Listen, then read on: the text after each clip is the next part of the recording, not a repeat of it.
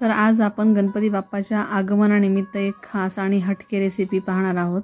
पान मोदक।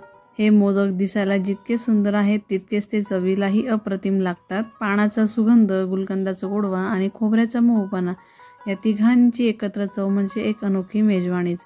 तर आजच्या रेसिपीमध्ये आपण कंडेन्स्ड मिल्क ऐवजी दूध आणि साखरेचा वापर करणार आहोत। त्यामुळे हे मोदक अगदी सोप्या पद्धतीने घरच्या घरी बनवता येतात। नमस्कार, मी सारिकास किचनमध्ये तुमचं अगदी मनापासून स्वागत करते। तर मी ते विड्याची पानं घेतलेली आहे, पाण्याने स्वच्छ धुतलेली आहेत।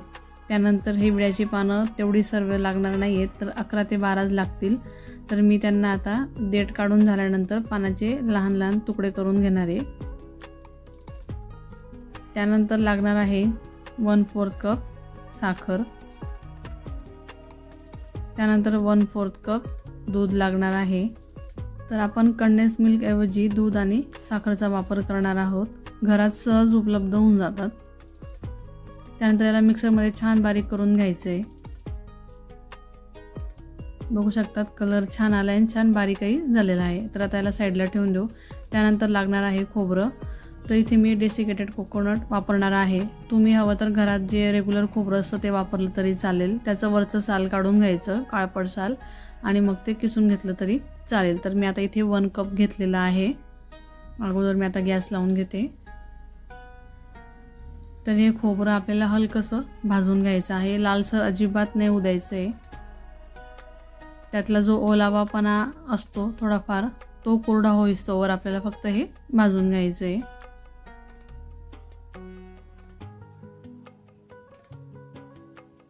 आता हे छान भाजून झालेलं आहे।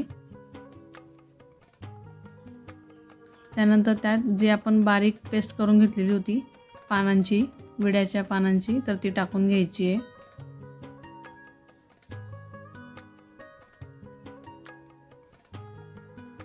आता याला व्यवस्थित मिक्स करून घ्यायचं।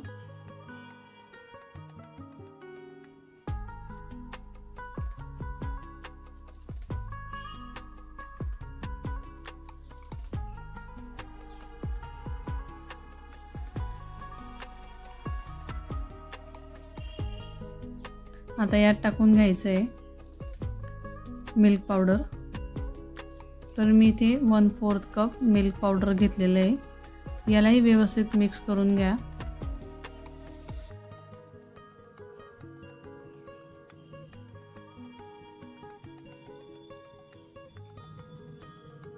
मिल्क पावडर टाकल्याने चव छान येते। त्यानंतर टाकून घ्यायचंय साजूक तूप। तर मी इथे 2 चमचे तूप टाकून घेणार आहे।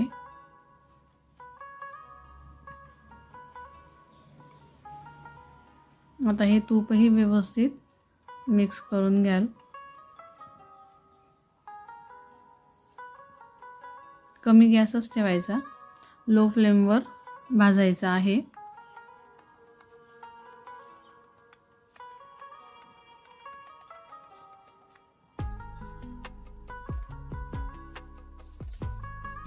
आता हे पूर्ण व्यवस्थित मिक्स होईस्तोवर याला सारखं चमचा फिरवत राहायचं आहे।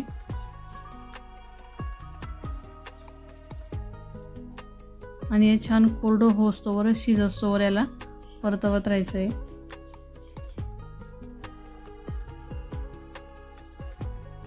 आता हे थोडं कोरडं असल्यामुळे यात आपल्याला परत 1/4 कप दूध टाकून घ्यायचं आहे। तर मी त्याच भांड्यात टाकून घेणार आहे।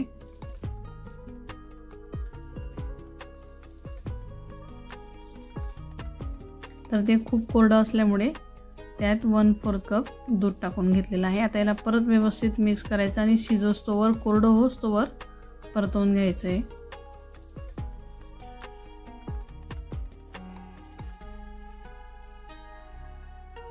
तर यात मी फूड कलर टाकून घेते। ते ऑप्शनल आहे, तुम्ही नाही टाकलं तरी चालेल।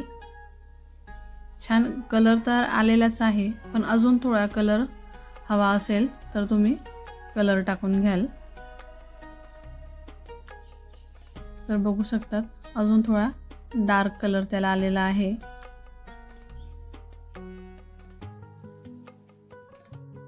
आता हे छान शिजलं आहे, छान कोरडं झालेलं आहे।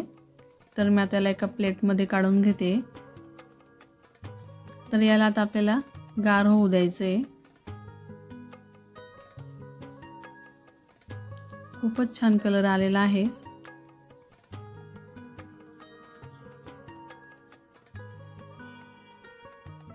आता हे गार होतंय तोवर आपण पानामधला मसाला जो असतो तो बनवून घेऊ। तर मी इथे घेतलेले आहे गुलकंद,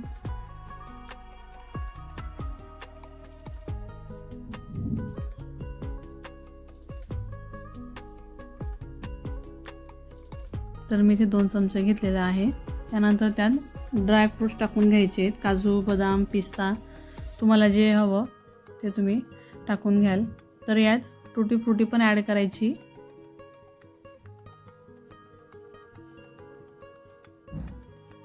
त्यानंतर बडीशोप टाकून घ्यायचे, तुम्हाला जे आवडत असेल ते तुम्ही त्यात टाकून घ्या। त्यानंतर मी थोडं जायफळ किसून टाकणार आहे। जायफळची चव खूप छान येते, स्मेल पण खूप छान येतो।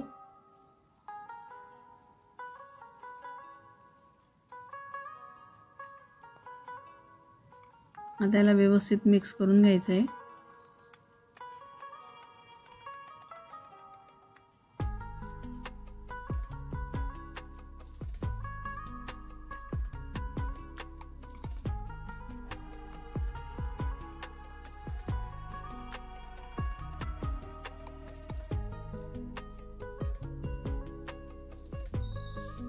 आता हे छान मिक्स करून झालंय। बघू शकतात किती छान दिसतंय। तर आता हे पण गार झालेलं आहे, तर व्यवस्थित मिक्स करून घ्यायचं।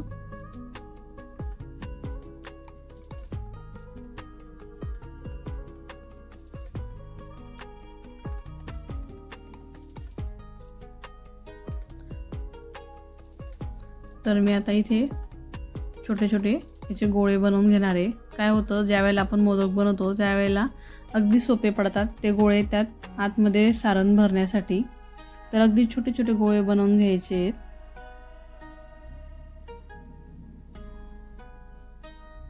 अशा पद्धतीने करून घ्यायचे आहेत।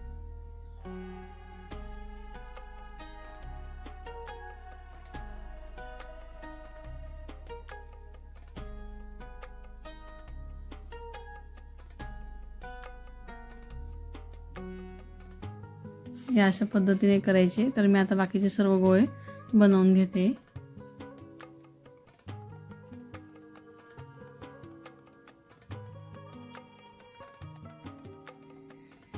तर मी ते मोदकाचा साचा घेतलेला आहे, तर त्याला तूप लावून घेतलेलं आहे। तर तुम्ही तेल लावलं तरी चालेल।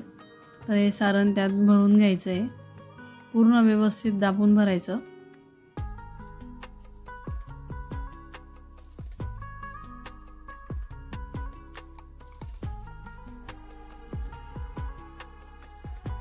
आणि आतमधला जो भाग आहे तो थोडा पोकळ ठेवायचा आहे, कारण आपण त्यात सारण ठेवू त्यावेळेला मोदक दाबला जायला पाहिजे, छान शेप त्याला यायला पाहिजे। या अशा पद्धतीने करायचं आणि मधला भाग पोकळ ठेवायचा। आता मी दुसऱ्या साईडला इथे सारण लावून घेते।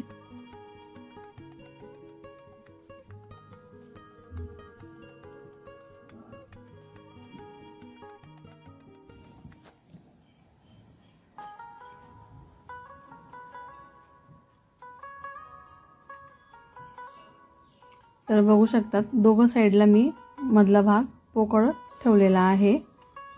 तर आता काय करायचं, गुलकंदाचं जे सारण बनवलेलं आहे ते आतमध्ये व्यवस्थित ठेवून घ्यायचं आहे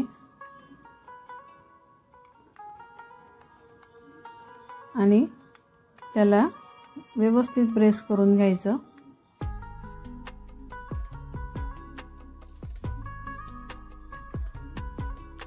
आणि मागून व्यवस्थित पॅक करून घ्या, हवं तर अजून सारण लावून पॅक करून घ्या।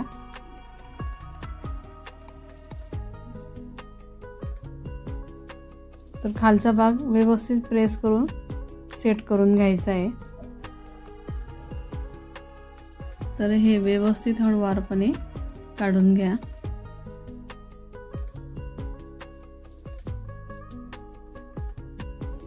तर तुम्ही बघू शकतात की किती छान मोदक निघालेला आहे।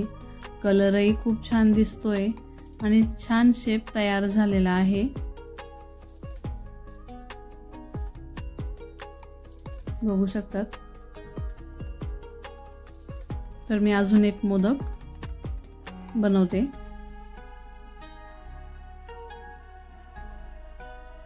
तर आता हाही मोदक छान तयार झालेला आहे।